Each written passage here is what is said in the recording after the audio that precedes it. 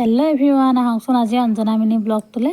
আৰু আজি আমাৰ গাঁৱৰে এখন বাৰ্থডে আছিলে, আৰু যিহেতু বাৰ্থডেখনলৈ নগ'লেও নহ'ব, তাৰপিছতে আকৌ অলপ সন্ধিয়াও হ'ল, গৈ আহিলোঁগৈ।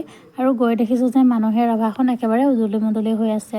আৰু এইফালে ৰিচিপশ্যনলৈ মই দেখুৱাই দিছোঁ, আৰু এইফালে ৰিচিপশ্যনটো চাওকচোন, সোমাবলৈ জেগাই নাই, ইমানেই ভিৰ। এই সন্ধিয়া সময়খিনিত বাৰু বিয়াই হওক বা বাৰ্থডে হওক, মানুহ ইমান ভিৰ কিয় হয় বাৰু।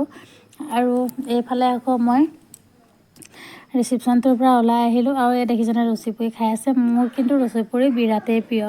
আৰু এইফালে মই আহি ফটো দুখনমানহে উঠি ল'লোঁ দেই। আৰু মই পিছে বিয়া আৰু বাৰ্থডে হওক, মই খোৱাতকৈ ফটো লৈহে বেছি ভাল পাওঁ। চাওকচোন, মই দুখনমান ফটোও লৈ লৈছোঁ। ফটোকেইখন বাৰু কেনেকুৱা লাগিছে, ভাল লাগিছেনে নাই নাজানো দেই। যদি ভাল লাগিছে লাইক কৰিব আৰু লগতে কমেণ্ট কৰিব।